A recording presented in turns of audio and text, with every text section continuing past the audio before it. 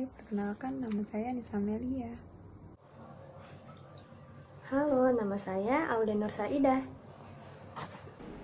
Nama saya Muhammad Radin Zulfikar.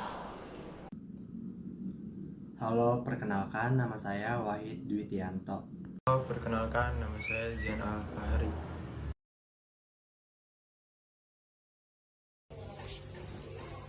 Baik, di sini saya akan menjelaskan tentang pengertian perusahaan anjak piutang. Jadi sebelum itu, apa sih itu anjak piutang?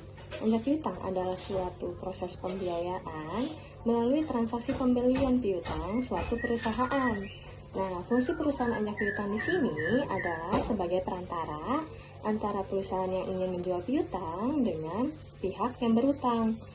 Untuk pengertian perusahaan anjak piutang sendiri, di sini saya mengambil dari dua referensi. Yang pertama ada dari Keputusan Menteri Keuangan nomor 1251 tanggal 20 Desember tahun 1988. Di sana menjelaskan bahwa perusahaan anjak piutang adalah badan usaha yang melakukan kegiatan-kegiatan pembiayaan melalui atau dalam bentuk pembelian dan atau pengalihan serta pengurusan piutang atau tagihan jangka pendek suatu perusahaan dalam proses perdagangan dalam atau luar negeri. Nah, untuk referensi yang kedua, di sini saya mengambil dari Otoritas Jasa Keuangan. Menurut OJK, perusahaan anjak piutang adalah perusahaan yang melakukan kegiatan pembiayaan jangka pendek dari pihak ketiga kepada klien agar segera menerima dana yang telah dipinjamkannya.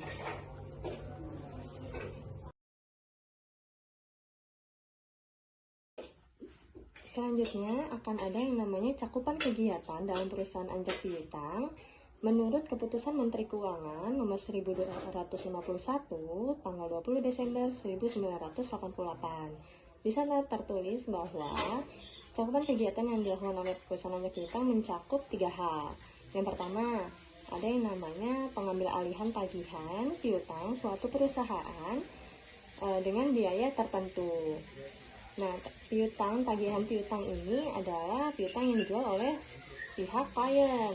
Yang kedua, ada yang namanya pembelian piutang suatu perusahaan dengan harga tertentu. Biaya dan harga di sini biasanya ditentukan oleh pihak penyedia layanan atau perusahaan anjak piutang dengan memerhatikan beberapa faktor seperti resiko kredit piutang, jangka waktu piutang, besar piutang, serta kebijakan perusahaan. Dan yang terakhir ada yang namanya pengelolaan usaha kredit atau usaha penjualan kredit piutang suatu perusahaan. Jadi, perusahaan anjak piutang dapat atau berhak mengelola kegiatan-kegiatan administrasi kredit suatu perusahaan sesuai dengan yang disepakati. Nah, kegiatan administrasi kredit itu yang seperti apa? Yang pertama, penilaian risiko kredit piutang, lalu ada penentuan syarat piutang, proses penagihan, serta pemantauan pembayaran. Selanjutnya itu ada dasar hukum anjak piutang. Di Indonesia, anjak piutang adalah kegiatan keuangan swasta dan dilindungi. Dasar hukum anjak piutang mengacu pada pasal 2 Keputusan Presiden Kepres nomor 61 tahun 1988 yang secara resmi menetapkan anjak piutang sebagai salah satu bidang usaha keuangan. Selanjutnya itu ketentuan ini diperkuat dengan landasan hukum lain mengenai anjak piutang, yaitu Keputusan Menteri Keuangan nomor 1251 KMK 031/1988 tentang peraturan dan tata cara penyelenggaraan lembaga keuangan. Selain dua peraturan di atas, terdapat beberapa dasar hukum anjak piutang. Yang pertama, Pasal 6 huruf 1 Undang-Undang Nomor 7 Tahun 1992 tentang Perbankan. Di Indonesia, anjak piutang adalah kegiatan keuangan swasta dan dilindungi. Dasar hukum anjak piutang mengacu pada pasal 2 Keputusan Presiden Kepres nomor 61 1988 yang secara resmi menetapkan anjak piutang sebagai salah satu bidang usaha keuangan. Yang kedua, Keputusan Presiden Kepres Nomor 81 Tahun 1988 tentang Lembaga Pembiayaan menurut Keputusan Menteri Keuangan Nomor 1251 KMK 013-1988 tentang lembaga yang menyediakan jasa membeli piutang atau mengalihkan piutang dalam jangka waktu pendek perusahaan dalam atau maupun luar negeri. Yang ketiga, Keputusan Menteri Keuangan Nomor 468 KMK 017-1995 tentang penentuan dan tata cara pelaksanaan lembaga pembiayaan. Nah, yang terakhir itu Peraturan Presiden PP Nomor 9 Tahun 2009, Lembaga Pembiayaan. Peraturan ini dibuat untuk meningkatkan peran lembaga pembiayaan dalam proses pembangunan nasional serta memberikan penjelasan mengenai jenis, kegiatan usaha, pembatasan, dan juga pengawasan. Peraturan Menteri Keuangan Nomor 84 PMK 012/2006 tentang perusahaan pembiayaan. Dalam peraturan Menteri Keuangan ini yang dimaksud dengan A. Menteri adalah Menteri Keuangan, dan B. Perusahaan pembiayaan adalah badan usaha di luar bank dan lembaga keuangan, bukan bank yang khusus didirikan untuk melakukan kegiatan yang termasuk dalam bidang usaha lembaga pembiayaan. Dan C. Sewa guna usaha atau leasing adalah kegiatan pembiayaan dalam bentuk penyediaan barang modal baik secara sewa guna usaha dengan hak opsi atau finance lease maupun sewa guna usaha tanpa hak opsi atau operating lease untuk digunakan oleh penyewa guna usaha atau lease selama jangka waktu tertentu berdasarkan pembayaran secara angsuran. D. Penyewa guna usaha atau lease adalah perusahaan atau perorangan yang menggunakan barang modal dengan pembiayaan dari perusahaan pembiayaan atau leaser. And E. Anjak piutang factoring adalah kegiatan pembiayaan dalam bentuk pembelian piutang dagang jangka pendek suatu perusahaan berikut pengurusan atau piutang tersebut. Dan terakhir ada F. Penjual piutang atau klien adalah perusahaan yang menjual piutang dagang jangka pendek kepada perusahaan pembiayaan. Poin selanjutnya adalah pembiayaan konsumen atau consumer finance. Kegiatan ini adalah pembiayaan untuk pengadaan barang berdasarkan kebutuhan konsumen dengan pembayaran secara angsuran. Selanjutnya usaha kartu kredit. Kegiatan ini adalah pembiayaan untuk pembelian barang dan atau jasa dengan menggunakan kartu kredit. Selanjutnya, izin usaha adalah izin untuk melakukan kegiatan usaha di bidang pembiayaan yang ditetapkan oleh Menteri. Selanjutnya, akuisisi adalah pengembalian baik seluruh maupun sebagian besar saham perusahaan pembiayaan yang dapat mengakibatkan beralihnya pengendalian terhadap perusahaan pembiayaan. Konsolidasi adalah penggabungan dari dua perusahaan pembiayaan atau lebih dengan cara mendirikan perusahaan pembiayaan baru dan membubarkan perusahaan pembiayaan tersebut dengan atau tanpa likuidasi. Selanjutnya, merger. Merger adalah penggabungan dari dua perusahaan pembiayaan atau lebih dengan cara tetap mempertahankan berdirinya salah satu perusahaan pembiayaan dan membubarkan perusahaan pembiayaan lainnya dengan atau tanpa likuidasi. Selanjutnya, kantor cabang adalah unit usaha dari suatu perusahaan pembiayaan yang diperkenankan menjalankan semua jenis usaha perusahaan pembiayaan dan menyelenggarakan tata usaha pembukuan sendiri, tetapi dalam mengatur usahanya tunduk pada segala ketentuan yang berlaku bagi kantor pusat perusahaan pembiayaan yang bersangkutan. Selanjutnya,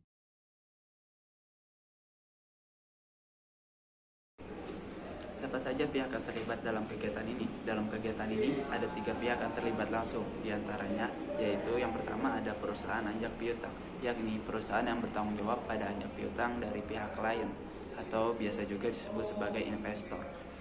Dan yang kedua ada klien. Klien adalah pihak yang mendapatkan jasa dari pihak investor yang mana mereka menjual piutang milik perusahaannya. Dan yang ketiga ada pemilik piutang, yakni pihak yang membeli produk barang atau jasa dari pihak klien. Selanjutnya ada jenis-jenis perusahaan anjak piutang. Jenis-jenis ini bisa dibagi menjadi 4 jenis. Yang pertama ada berdasarkan penanggungan risiko. Di dalam penanggungan risiko ini bisa dibagi menjadi 2 jenis. Yang pertama ada risk score factoring dan yang kedua ada without risk score factoring. Apa itu risk score factoring? Risk score factoring memiliki peraturan bahwa pihak perusahaan investor tidak akan mendapatkan tagihannya secara penuh dari pihak debitur atau nasabah. Untuk itu, dalam hal ini, klien masih memiliki tanggung jawab untuk melunasinya. Contoh perusahaan yang termasuk dalam jenis ini adalah Citibank, HSBC, dan Deutsche Bank. Dan yang kedua ada without risk score factoring. Berbeda dengan risk score factoring, jenis anjak piutang ini memberikan seluruh beban tanggung jawabnya kepada pihak investor. Sehingga jika pihak nasabah tidak mampu melunasi menyeluruh, maka pihak klien terlepas dari risiko gagal bayar. Contoh perusahaan yang termasuk dalam jenis ini adalah yang pertama ada American Express, yang kedua JP Morgan Chase, dan yang ketiga ada Barclays. Ini ada jenis-jenis anjak piutang berdasarkan pelayanan. Yang pertama ada full service factoring, bulk factoring, maturity factoring, dan finance discounting. Yang pertama, full service factoring adalah jenis anjak piutang yang mampu memberikan jasa anjak piutang secara menyeluruh, baik itu secara jasa pembiayaan ataupun non pembiayaan. Lalu bulk factoring ini adalah mampu memberikan informasi terkait jasa pembiayaan dan pada saat jatuh tempo kepada pihak nasabah atau pihak pemilik piutang tanpa memberikan jasa lainnya. Yang ketiga, maturity factoring adalah jenis anjak piutang yang mampu menyediakan jasa proteksi atas risiko piutang dan juga administrasi di dalam penjualan secara menyeluruh. Yang terakhir, finance discounting. Finance discounting akan menyediakan suatu fasilitas pembiayaan tanpa turut ikut serta dalam hal menanggung risiko dalam piutang yang tidak tertagih. Dalam proses pelaksanaan, penyediaan dana tunai ketika penyerahan faktur pada pihak investor berjumlah hingga 80% dari nilai faktur dengan besaran pembiayaan yang sesuai dengan batasan kredit. Berdasarkan perjanjian, yaitu ada disclose factoring dan indisclose factoring. Yang dimaksud disclose factoring ini, jenis anjak piutang ini akan memberitahukan kepada nasabah bahwasanya tagihannya sudah berbeda kepada pihak investor. Dan undisclosed factoring ini undisclosed, dia tidak akan memberitahukan kepada nasabah tentang peralihan piutangnya. 4. Berdasarkan lingkup kegiatan, domestic factoring dan international factoring. Domestic factoring ini adalah kegiatan yang melibatkan seluruh pihak yang terlibat dalam kegiatan piutang yang ada pada suatu negara. International factoring di dalam ruang lingkup kegiatan ini akan melibatkan perusahaan yang berada pada negara yang berbeda dan memiliki peran sebagai ekspor faktor dan juga impor faktor. Nah, selanjutnya itu ada berdasarkan sarana pengalihan. Yang pertama itu ada account receivables. Dalam hal ini, klien nantinya akan diberikan bukti utang yang tersedia dalam bentuk account receivables kepada investor. Nah, contohnya itu ada perusahaan PLN dan PAM yang dimana ada penagihan di awal bulan atas pemakaian listrik dan air di bulan sebelumnya. Selain ada account receivables, ada juga promissory notes, yaitu suatu catatan dari pihak nasabah yang diberikan kepada pihak klien, lalu pihak klien nantinya bisa meng-endorse promissory notes kepada investor sebagai bentuk pengalihan utang. Nah, contohnya itu ada PT Bank SCBC Indonesia yang menerbitkan surat sanggup promissory notes yang berisi janji pembayaran atas sejumlah uang.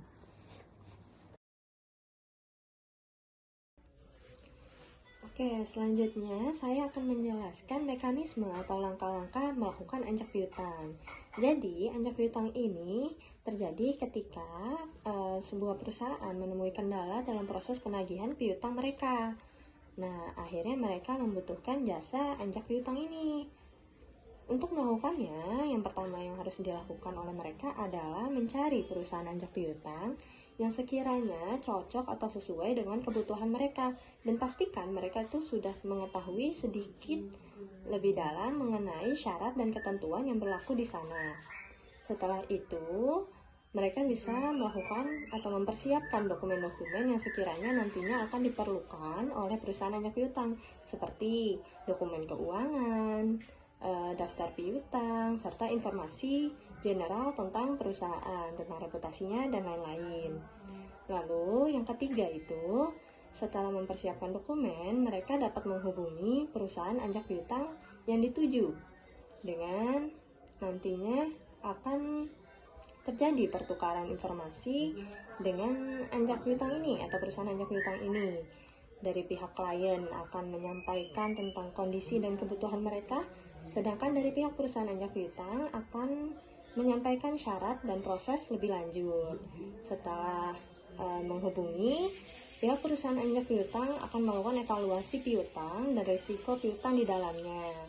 Nah, nanti akan diajukan penawaran dari perusahaan anjak piutang kepada pihak klien. Penawaran tersebut berisi jumlah dana, syarat, ketentuan, atau hak dan kewajiban yang akan dipenuhi oleh kedua belah pihak ini. Nah, jika menyetujui syarat tersebut, akan dilakukan yang namanya persetujuan atau tanda tangan kontrak. Dan kontrak ini akan tertulis atau terdata mengenai detail transaksi dan kewajiban yang harus dipenuhi. Setelah tanda tangan kontrak, maka terjadilah yang namanya pemindahan piutang. Nah, pemindahan piutang ini disertai dengan pemindahan tanggung jawab secara penuh mengenai proses penagihan piutang tersebut kepada perusahaan anjak piutang. Nanti setelah itu akan ada yang namanya proses penagihan yang dilakukan oleh perusahaan anjak piutang untuk memastikan piutang tersebut terbayar tepat waktu dengan nominal yang telah disepakati. Nah, setelah ada penagihan, nanti akan ada yang namanya laporan berkala. Nah, laporan berkala ini beriringan dengan pembayaran yang dilakukan oleh pihak yang berutang. Gitu. Jadi, pihak klien hanya menunggu mengenai laporan yang akan diberikan oleh perusahaan anjak piutang mengenai status pembayaran piutang mereka. Setelah itu, jika dananya sudah terkumpul, maka akan terjadi yang namanya penerimaan dana oleh pihak klien dari perusahaan anjak piutang. Nah, penerimaan dana di sini dengan nominal yang telah disepakati atau telah dipotong dengan diskon yang sudah disetujui bersama gitu, berdasarkan beberapa faktor tadi seperti bunga dan biaya administrasi lainnya.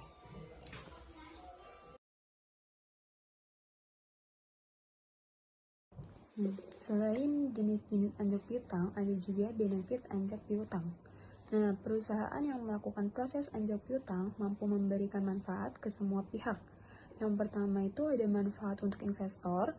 Pihak investor atau perusahaan anjak piutang akan memperoleh keuntungan dengan bentuk upah dan biaya lainnya dari pihak klien. Nah, yang kedua itu ada manfaat untuk klien. Klien akan mendapatkan manfaat berupa pembiayaan seperti mampu meningkatkan penjualan dan juga memperlancar arus kas. Sedangkan kalau misalnya dari segi non-pembiayaan, klien akan mendapatkan manfaat seperti mendapatkan kemudahan dalam hal melakukan penagihan utang. Yang ketiga, ada manfaat untuk nasabah atau debitur. Pihak debitur memiliki kesempatan untuk bisa melakukan pembelian dengan cara kredit. Selain itu, hadirnya jasa di dalam administrasi mampu memberikan kesempatan kepada pihak nasabah dalam hal melakukan penjualan yang lebih cepat.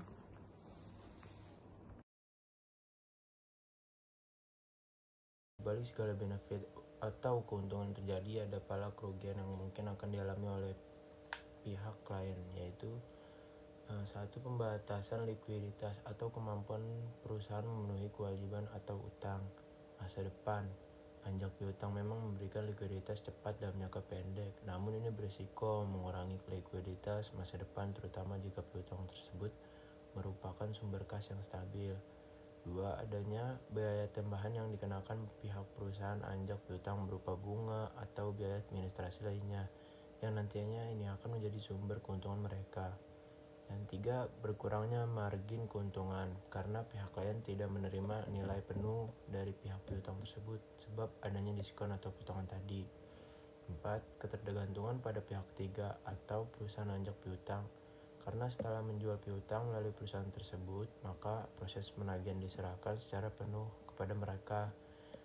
Dan terakhir ada di nomor 5, resiko reputasi dan tuntunan hukum. Ini juga dapat terjadi adanya permasalahan dalam pembayaran atau penagihan yang dilakukan perusahaan anjak piutang tidak etis dan agresif.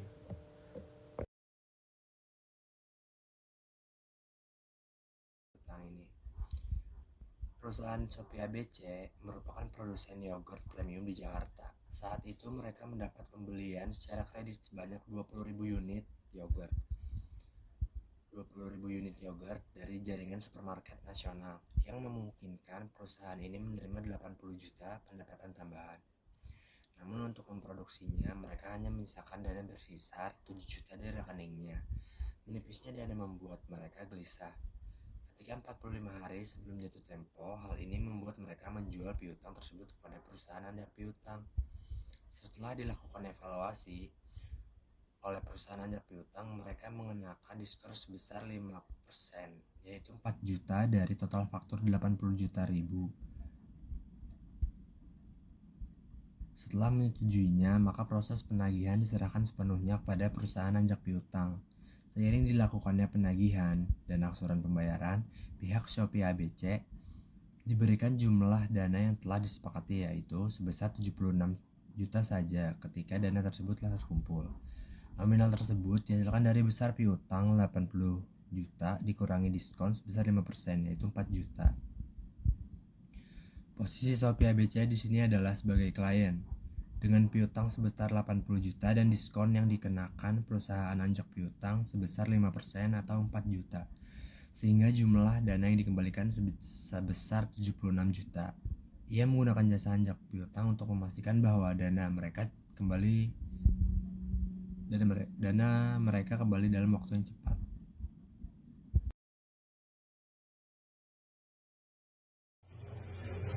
Oke, terakhir adalah kesimpulan. Jadi, kesimpulan materi kita kali ini adalah bahwa perusahaan anjak piutang adalah sebuah perusahaan atau badan usaha yang melakukan kegiatan pembiayaan melalui transaksi pembelian piutang suatu perusahaan dengan mengharapkan bunga dan biaya administrasi lainnya sebagai keuntungan.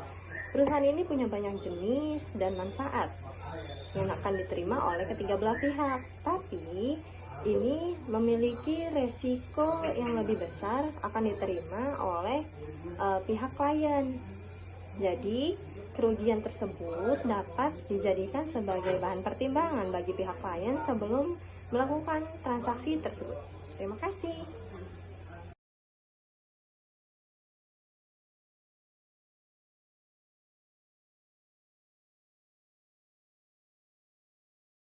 Oke, sekian pemaparan materi dari kami mengenai topik perusahaan anjak piutang.